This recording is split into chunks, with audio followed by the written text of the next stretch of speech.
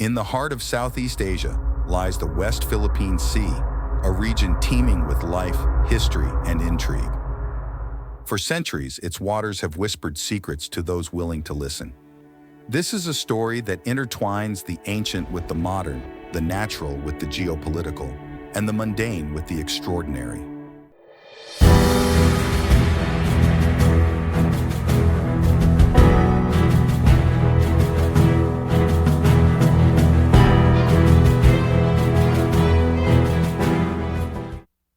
Long ago, before maps and borders carved up the world, the waters now known as the West Philippine Sea were a sanctuary for ancient seafarers and coastal tribes. They told tales of an underwater kingdom ruled by powerful deities, where the coral reefs glowed with an ethereal light and the fish swam in shimmering schools that painted the sea with every color imaginable. These stories spoke of a hidden treasure, a pearl the size of a man's fist, said to grant eternal wisdom to its possessor. Generations of fishermen and explorers sought this pearl, their lives weaving a rich tapestry of myths and legends. Yet the sea guarded its secrets jealously. Shipwrecks dotted the ocean floor, and whispers of a guardian spirit, half man and half sea serpent, echoed through the ages. As time passed, the allure of the mythical pearl faded into folklore, overshadowed by the practicalities of survival and the bounty of the sea's natural resources. In the modern era, the West Philippine Sea found itself at the center of new legends, those of untapped oil reserves and vast fishing grounds. These legends drew not mythical heroes but nation-states, each eager to claim a share of the ocean's wealth. The Philippines, with its long history tied to the sea, named this part of the South China Sea as the West Philippine Sea, asserting its territorial rights and heritage. However, the sea was not to be claimed so easily. China, with its growing might, laid sweeping claims to almost the entire South China Sea, constructing artificial islands and militarizing the region. Vietnam, Malaysia, Brunei, and Taiwan also had their stakes, each nation with its historical claims and strategic interests.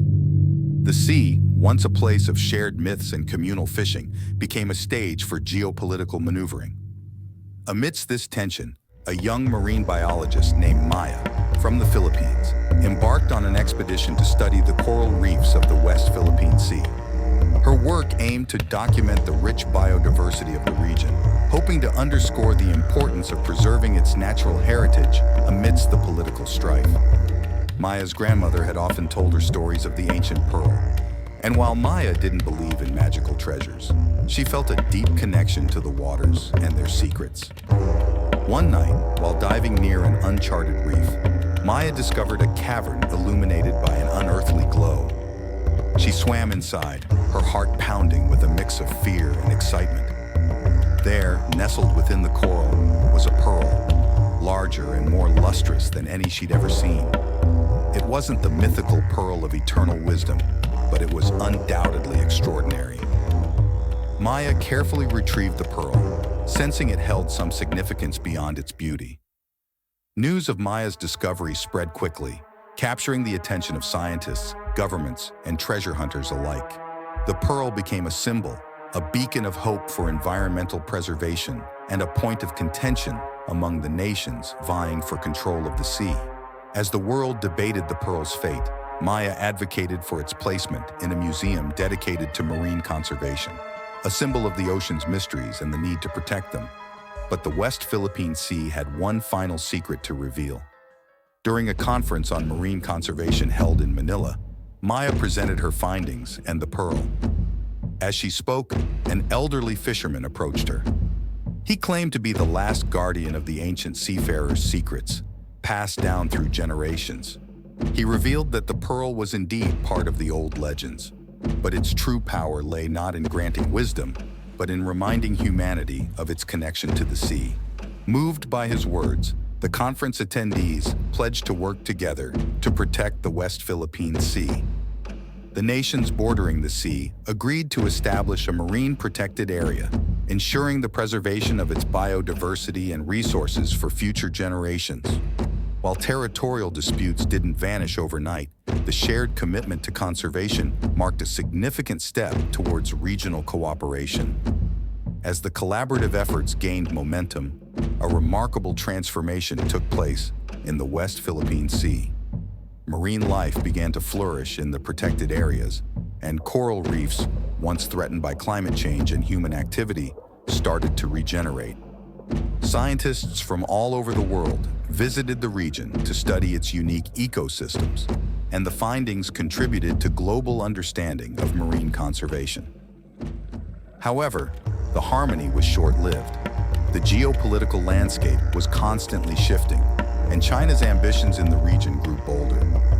The construction of artificial islands continued unabated, with military installations sprouting on once pristine reefs. Satellite images showed runways, radar stations, and missile systems, turning the sea into a strategic military outpost. Diplomatic protests and international court rulings were largely ignored, as China asserted its dominance through sheer might. Maya, now a respected marine biologist and conservation advocate, watched with growing concern as tensions escalated. She knew that the protection of the sea's natural heritage was intrinsically linked to peace and stability in the region.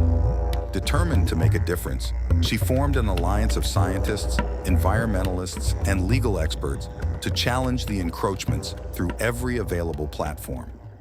One particularly stormy night, as Maya reviewed data in her coastal research station, she received an urgent message. Fishermen had spotted a massive vessel near the disputed Scarborough Shoal, an area rich in marine life and a flashpoint in the territorial conflict. Fearing the worst, Maya gathered her team and set out to investigate. Under the cover of darkness, their small boat approached the shoal. The sight that greeted them was both awe-inspiring and alarming. A Chinese megaship, equipped with advanced dredging equipment, was systematically destroying the reef to expand an artificial island. The vibrant marine ecosystem, home to countless species, was being obliterated. Maya and her team documented the devastation, their hearts heavy with the knowledge that they were witnessing the death of a natural wonder. They knew their evidence would be crucial in rallying international support, but it felt like a David versus Goliath battle. The power imbalance was stark, and the environmental impact profound. As dawn broke, a fleet of Chinese Coast Guard vessels appeared on the horizon, forcing Maya's team to retreat. Back at the research station, they disseminated their findings through every available channel: scientific journals, media outlets, and international forums. The images and data sparked global outrage, putting pressure on governments to act. In response, the Philippines, supported by allies, filed a case at the International Tribunal for the Law of the Sea. The tribunal's ruling, which recognized the Philippines' rights to the disputed waters and condemned China's actions, was a significant legal victory.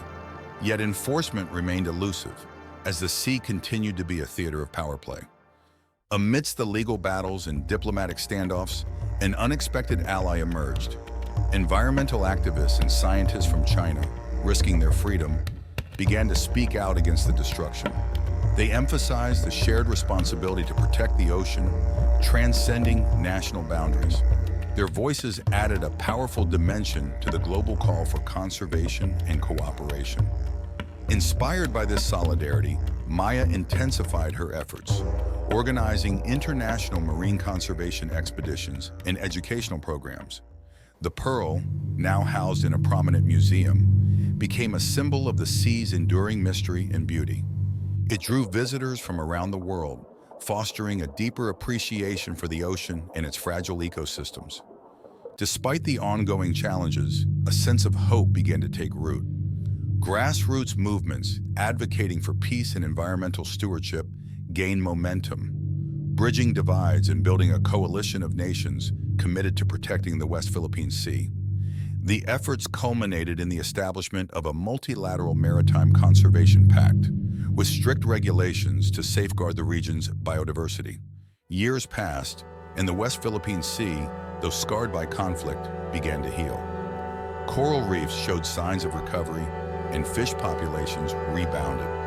The once contentious waters became a testament to the resilience of nature and the power of collective action. Maya, now a venerable figure in marine biology, continued to inspire future generations, reminding them of the sea's ancient secrets and the importance of their stewardship. The West Philippine Sea, with its rich tapestry of history, myths, and geopolitical intrigue, found a new chapter written in its waters. The ancient stories of the sea's guardians lived on, not just in the whispers of the waves, but in the actions of those who vowed to protect its secrets for generations to come. As nations navigated the delicate balance of power and preservation, the true treasure of the West Philippine Sea revealed itself, not in material wealth, but in the shared legacy of a world united in its love for the ocean.